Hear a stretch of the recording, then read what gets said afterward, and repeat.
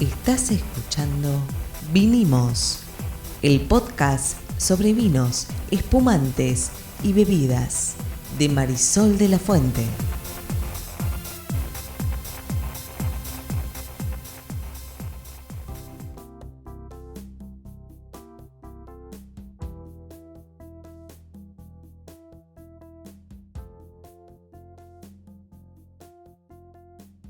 Buenas, mi nombre es Marisol de la Fuente y soy Sol Sommelier. Y yo soy Ariel Torres, soy el que hace las preguntas del que no sabe en este podcast, ya me conocen. ¿De qué vamos a hablar hoy, Sol? Vamos a hablar de vinos de Jerez. Ok. ¿Qué son los vinos de Jerez? Es un lugar Jerez, tengo Jerez entendido. es un lugar que está en España, pero también es un tipo de vinos que se hace más de 3.000 años. Eso debe ser lo que nos importa, ¿no? Y claro, porque cuando hablamos de este vino estamos hablando de los fenicios, de los griegos, de los cartagineses, del Imperio Romano, de los godos, de la ocupación musulmana, de la reconquista, del descubrimiento de la historia de España estamos hablando. Ok, sí, porque si fueran solamente que son de Jerez, bueno, asunto de ellos, digamos. Sí, Claro. que tomen lo que quieran, Claro, ¿no? sí. Bueno, los fenicios son los que trajeron el cultivo de la vid a España, ¿sí? Fundaron Cádiz en el siglo 1000 antes de Cristo. Siglo 1000 no puede ser. En el año 1000 antes de Cristo, perdón, mala mía, y Cera en 700 antes de Cristo. Son los que llegaron, fueron las primeras civilizaciones, que obviamente también los griegos, los cartagineses, los romanos, que tuvieron que ver con la actividad vitivinícola en esta región del mundo. O sea que la vid llega a Europa de mano de los fenicios, ¿o qué onda? Así es, eso es lo que dice la historia. Sí, claro, ¿quién te lo va a decir? Bueno, Los fenicios. Está bien, sí, está bien, pero digamos, o sea que la vid ¿de dónde es originaria entonces? No, la vid es asiática. Casi todo viene de Asia. Sí, es no, increíble. no era originaria de Europa. Hoy nosotros pensamos en la vid y pensamos en Europa o incluso en América, pero no es ni europea ni americana la vid, es asiática. Okay. De hecho, se dice que los primeros registros están entre la Mesopotamia, lo que hoy es Irán e Irak, Egipto. Sí, lo que pasa es que también ahí están los primeros registros de todo. Obvio. ¿Por qué? Porque ahí es donde empezamos a escribir. Obvio. En Sumeria, en Ebla, en Egipto, ahí aparece la escritura, por lo menos lo que quedó hasta acá. Hay unos registros de 6000 antes de Cristo, si no me falla la memoria. No, de hace 6000 años, o sea, hace 4000 antes de Cristo, en el Valle del Indo hay unas marcas en una cueva que podrían ser escritura, pero cuando encontramos los primeros textos que se pueden leer, que básicamente eran registros de tipo Excel, inventarios, contratos, de tipo Claro, cosas. cuando estábamos en ciudades y había que empezar a hacer los números para que no te garquen, básicamente. Básicamente. Así que tal vez no se tiene certeza de cuál es el origen geográfico de la vid, o esto No, hay algunos registros que hablan de Asia, pero digo, cuando empiezan a comparar encuentran en distintos lugares registros que son contemporáneos. Lo que definitivamente no es europea y americana. No, americana seguro que no. Eso es un lindo tema, porque deben estar, se puede rastrear el origen de una planta. Definitivamente, pero bueno, Hoy vamos a venir un poco de más cerca, que es España, que es cuando los fenicios, como te decía, introducen el cultivo de la vid. También se dice que son los romanos, cuando uno lee un poco de historia, quienes expanden la vid por toda Europa. Van expandiendo el imperio y van llevando la plantita, el monje y el vino adentro de un recipiente de madera. Y de hecho son los primeros, o por lo menos les atribuye a los romanos, a ser los primeros en utilizar madera. No porque usaban madera, sino porque necesitaban transportar el vino. Está bien, lo que pasa es que una cosa es introducir, otra cosa es expandir. Entonces, si los primeros fueron los fenicios, es mucho antes de que llegaran los romanos a Hispania, como le decían los romanos. Bueno, seguramente los romanos tuvieron que ver con convertirlo en algo mucho más productivo, ¿no? A gran escala, porque obviamente llevaban el imperio con ellos. Lo interesante es que el lugar donde se hace Jerez tiene que ver con la ciudad de Jerez de la Frontera, que está como... Se la considera una ciudad ubicada como entre dos mundos, ¿no? Porque está al sur de España.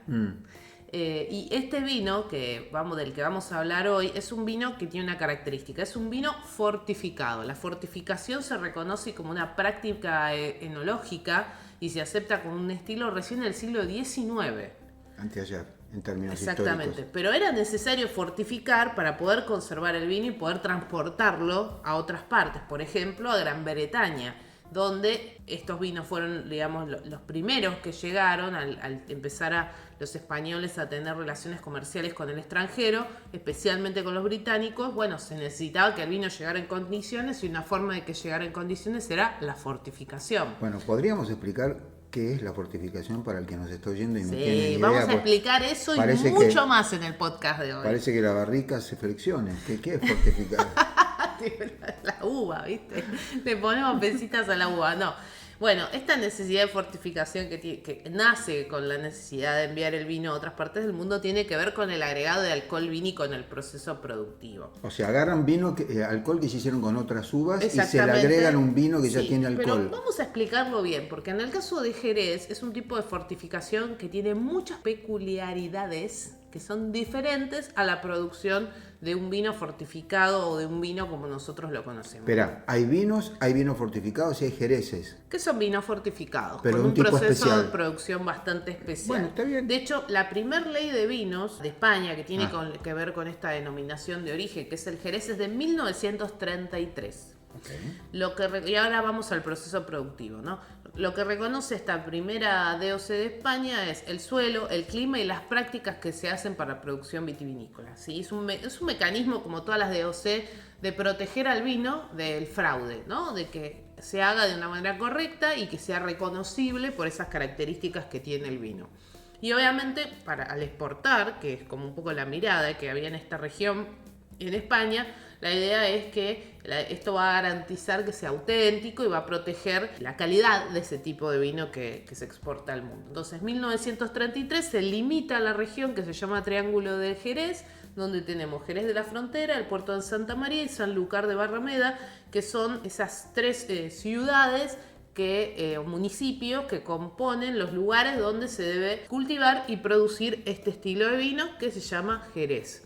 De hecho, de vuelta, vos decías recién lo de la fortificación. Bueno, hay muchos otros tipos como el Oporto, que está en otro lugar. Correcto. Se hace de otra manera. Está bien, pero explica qué es la fortificación en general y en particular lo del Jerez. Dale, cierro con lo que regula la DOC y de paso hablamos siempre hemos hablado acá de las DOCs, que son estos reguladores o estas leyes reguladoras. En el caso de la regulación del Jerez, te va a regular la viticultura, ubicación del viñedo, el control de plantación, las variedades que están autorizadas, que ahora hablamos de eso, cómo podarlas, la fecha de vendimia y sus condiciones, las producciones máximas que puedes tener, y en términos de vinicultura te va a hablar de la fortificación, que ahora vamos a eso, el tiempo de envejecimiento, los tipos de vasija, los controles de inventario, la especificación de cada tipo de vino, cómo vas a embotellar, etcétera, etcétera. Hay algunas otras cosas de las que podemos hablar, pero si querés voy directo a la fortificación, que son el suelo, la albariza, que es bastante particular en esa zona, y las uvas, que esto sí lo voy a mencionar antes de hablar de la fortificación,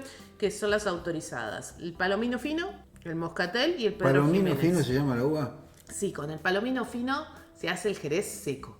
Mira, ¿y las otras cómo se llaman? Moscatel y Pedro Jiménez, Pedro Jiménez son las variedades con las que habitualmente se hace el seco. Pero antes de hablar, porque sí seguimos metiendo suspenso en la fortificación, la albariza es una tierra muy, muy distinta.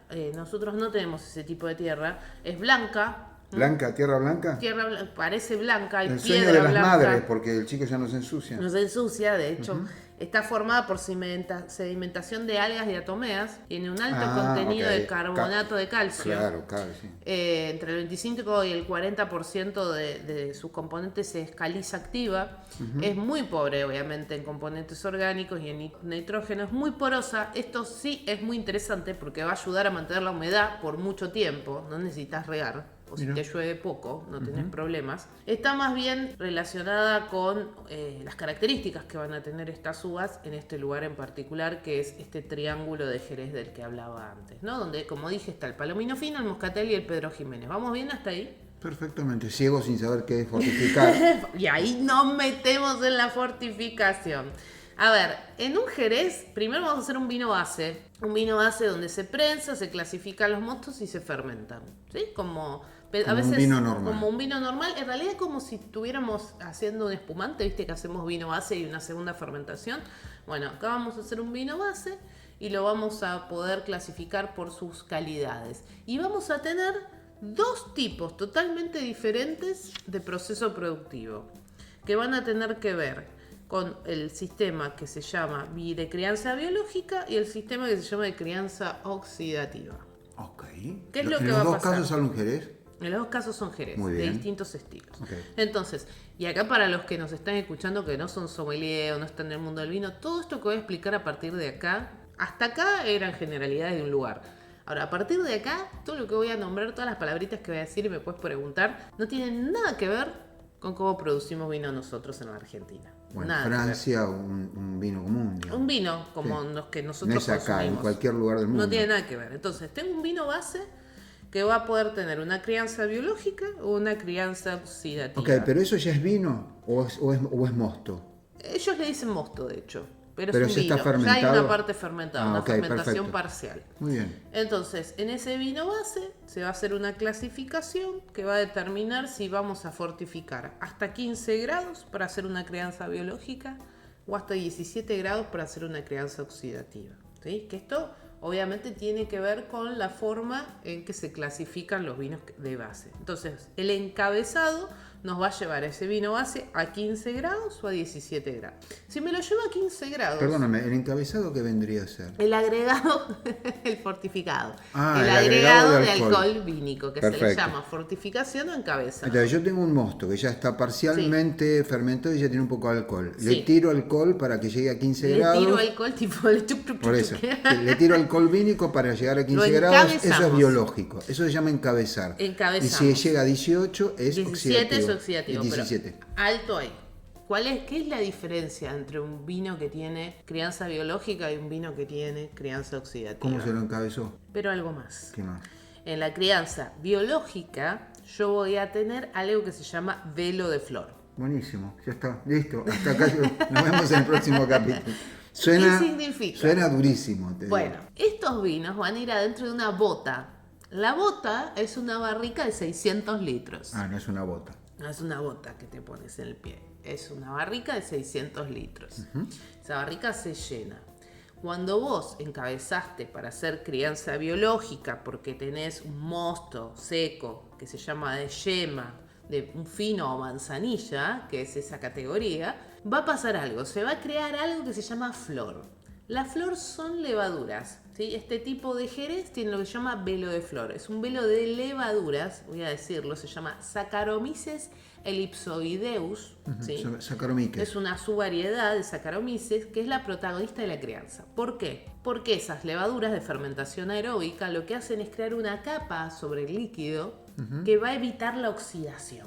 Entonces, Por eso la otra se llama oxidativa, Exacto. porque no tiene el velo. la bota se llena, está semi llena, en la superficie va a tener este velo de levaduras que protege el vino de la oxidación, del contacto con el oxígeno, está en permanente interacción con el vino, consume azúcares residuales, oxígeno disuelto, gliceroles, alcoholes, produce acetaldehídos y otros componentes que le van a dar los aromas al vino.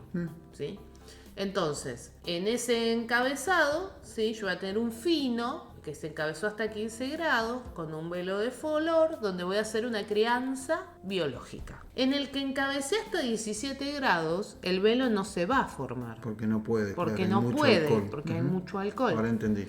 Entonces ahí lo que vamos a tener es un vino que va a ser una crianza oxidativa. ¿Qué quiere decir oxidativa? Que se oxida. ¿Y Porque hay cuánto interacción tiempo? con el oxígeno. ¿Cuánto tiempo se lo deja oxidar? Bueno, los tiempos son relativos porque va a tener que ver con la crianza. Y acá aparece otra característica típica del Jerez. Los Jerez no tienen año. ¿Por qué? Porque tienen un sistema de crianza que se hace con lo que se llaman soleras y criaderas. Okay. Las soleras y criaderas son botas.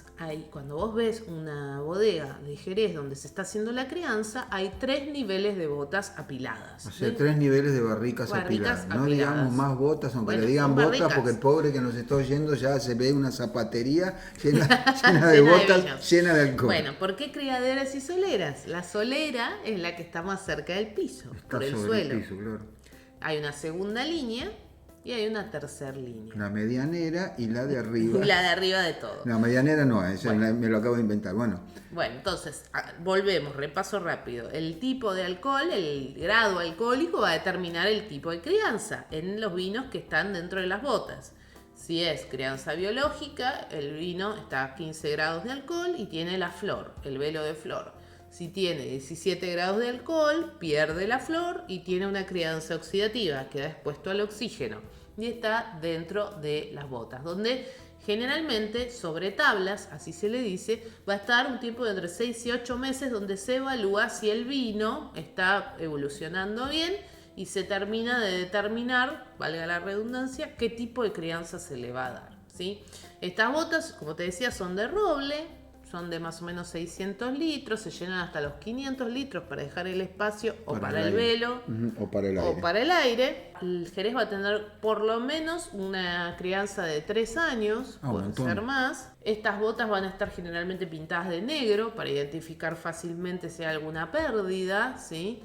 Esto viene de la tradición de cuando se ponían en los barcos. Y las botas se usan, solo se sustituye alguna duela si está mal. No es como en nuestros vinos, que son 3 usos y se descartan. Se siguen usando.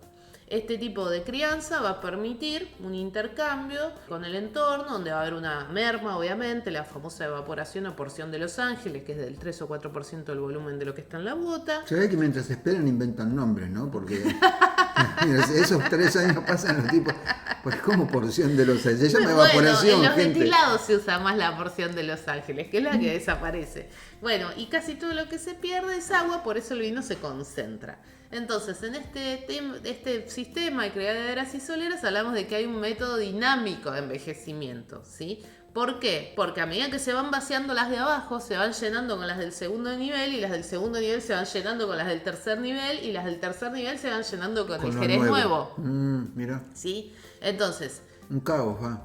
Se van mezclando todas las vendimias, por eso no tiene añada el Jerez. Y eso también hace que se garantice la consistencia, porque, digamos, se va cuidando y se va mezclando. ¿Por qué se mezcla la de abajo con la de arriba? ¿Por qué no se termina de vaciar la de abajo? ¿En qué punto el tipo decide que hay que parar de sacar de abajo y empezar a poner de arriba? No, en ningún punto, es constante. O sea, tienen un cañito que conecta a las 3. No, ojalá hubiera un cañito, pero... Ya sé que no, pero digo, es como si hubiera un cañito. Claro, y un sistema sacan 3 botellas de la de abajo y le sacan 3 botellas de la de arriba, le ponen la de abajo y le sacan 3 botellas de la de arriba. Hacen eso de hecho se llama rocíos. Cuando se saca para embotellar se llama saca, y cuando se van rellenando se llaman rocíos de la primera criadera o la segunda criadera a la primera y de la primera a la solera. Muy bien. Espero que sea más fácil tomarse el Jerez que hacerlo. Porque es un despelote. Bueno, pará. Y una vez que lo sacas, ahí sí, como nuestros vinos, se clarifica, se filtra, se estabiliza, se filtra y se pone en botella, ¿no? En eso es igual. Esa última partecita es igual. Entonces, lo que tenemos que saber es que todo empieza con un vino blanco, que es el vino base. Después se encabeza y se determina si va a haber crianza oxidativa o crianza biológica. Se utilizan botas, que son las barricas de 600 litros que se llenan hasta los 500 litros. La crianza es dinámica y ocurre dentro de las criaderas y soleras. Y además tiene un mecanismo de envejecimiento dinámico que va garantizando el estilo año tras año. ¿Hasta ahí vamos bien? Sí, perfectamente. Un montón de palabras que no conocíamos. Sí, que nos vamos a olvidar inmediatamente. ¿Sí? No, yo me las sé. Vos sí, pero vos te dedicas a esto. Pero quien esté escuchando sepa que estamos hablando de algo totalmente distinto. Bueno, ahora, ¿qué tipos de Jerez hay? Eso te iba a preguntar, porque es lo que nos importa a la hora de chupar, digamos. A mí no me gusta el Jerez, debo decir, perdón, gente de Jerez, si nos oyen en algún momento. Yo soy si algún Ariel, español nos está escuchando. Yo soy Ariel Torres, les pido disculpas. Torres, se llama Torres. Tengo antepasados españoles, les pido disculpas. A mí el Jerez, la verdad, no me gusta. Bueno, pero, eso es interesante. Porque vamos a los tipos de Jerez que... Pero eso que vos dijiste es muy interesante. ¿Por qué? ¿Que no me gusta? No. Bueno, sí, que no te gusta. ¿Por qué? Hace pocos días, o hace un tiempito, llevé al canal, a mi columna en la televisión, Jerez, de Tío Pepe, que es una de las casas de Jerez importantes. De hecho, fue creada González Víaz, la casa que hace Tío Pepe fue creada en 1835. Los probamos, a mí me gustan, pero claro, no tienen nada que ver con lo que nosotros tomamos. Y la asociación que alguien acá tiene con el Jerez, con el abuelo, de hecho me dijeron los desgraciados, esto es vino de abuela, ¿no? ¿Por qué? Porque la sensación o la asociación que tenemos es con un vino de postre, porque el Jerez es dulce. Y acá viene la respuesta a tu pregunta. El Jerez no es siempre dulce. Tenemos Jerez seco, donde tenemos los que son finos, los olorosos, los amontillados y los palos cortados. Ninguno me gusta. El fino se hizo con flor. Los olorosos son sin flor. Okay. Los amontillados tienen una crianza mixta y los palos cortados También nacen como si fueran de flor, pero alguien en la historia dice que el palo cortado tiene que ver con que nació como con flor y alguien se pasó de alcohol y se pasó sin flor y hoy los llaman excepcionales. Todos esos son secos. Mira. Después tenemos los dulces sin flor. También los dulces no pasaron por la flor, ¿sí? Y generalmente los anteriores, los secos, eran de palomino fino. Los dulces son de Pedro Jiménez y de Moscatel, Jiménez con X, ¿no? Uh-huh. Y tenemos los generosos de licor, que son mezcla de dulce y de seco. Entonces hay un montón de categorías de Jerez. Los vinos dulces, además, los que se hacen con Pedro Jiménez y Moscatel, muchas veces se hace con lo que se llama soleo, que no es otra cosa que lo que hemos mencionado aquí alguna vez como pacificación. Se cosecha la uva sobremadurada y se deja sobre la tierra o sobre unas mallas para que se seque todavía más al sol. ¿Por qué? Porque eso nos va a dar mayor concentración, ¿sí? Nos va a permitir que ese mosto tenga mayor gradación alcohólica porque hay más concentración de azúcar. Va a tener crianza oxidativa, obviamente, sin flor, y va a quedar de una gradación alcohólica alta, ¿sí? Y con algo de azúcar.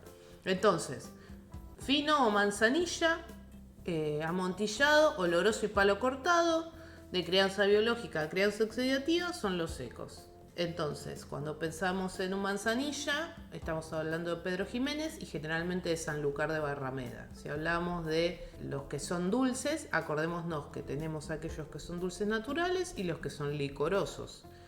Y además tenemos clasificaciones en Jerez, ¿sí? Generalmente el fino o manzanilla dura entre 12 o 18 meses a botella cerrada en su preservación, el amontillado entre 18 y 36, el oloroso o cream entre 24 y 36, Pedro Jiménez entre 24 a 48 meses. ¿Sí? Por lo cual también ahí tenemos el tema de cómo va a durar ese vino y su envejecimiento. Y también tienen temperatura de servicio, como nuestros vinos.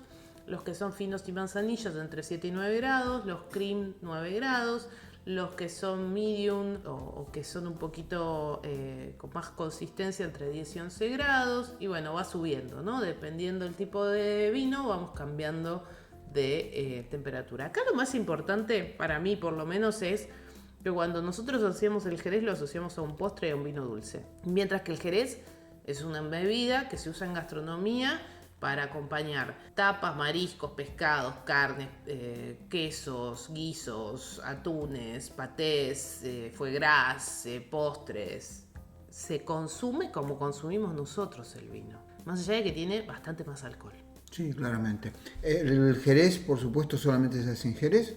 Para aquellos que se están preguntando, ¿se hace Jerez en la Argentina? No, porque no hay ningún lugar que se llame Jerez en la Argentina. Y si hay algún lugar, perdón, los del pueblo de Jerez, Argentina, no sabía que estaban, no me acuerdo de los nombres de todos los pueblos. Digo, no, igual no hacen Jerez ahí porque la denominación geográfica se refiere a Jerez en España, al sur de España, y por lo tanto lo van a comprar como un producto importado, van a tener que dejar un órgano para pagarlo, pero bueno, la pregunta que yo hago es, ¿hay algún vino que se le parezca al Jerez? Así como hay espumantes que son semejantes al champán, pero se llaman cava, se llaman prosecco, así como hay vinos, digamos, como hay brandy, como hay cognacs, o Jerez es una de esas cosas raras, únicas en el mundo. Mirá, solamente se hace ahí este método. Habiendo probado, claramente es muy difícil emular al Jerez. Ahora, cuando vos tenés un Jerez dulce, y tomás un Jerez dulce, un cream, por ejemplo, o que es un licoroso, te va a parecer organolépticamente algo parecido a tomar un Oporto, un Marsala, un Mistela, que son vinos encabezados dulces. Está bien, pero no tienen todas estas cosas raras que tienen acá. Entonces, un proceso de encabezado. Está bien, pero lo que digo es si alguien en otra parte del mundo que vos sepas. No, esta particularidad del oxidativo, biológico, de las criaderas, las soleras, de la pila de barrica, claro, es muy, muy específico de Jerez. Esto se llama Vinimos. Nos vemos en el próximo capítulo. Chau, chau.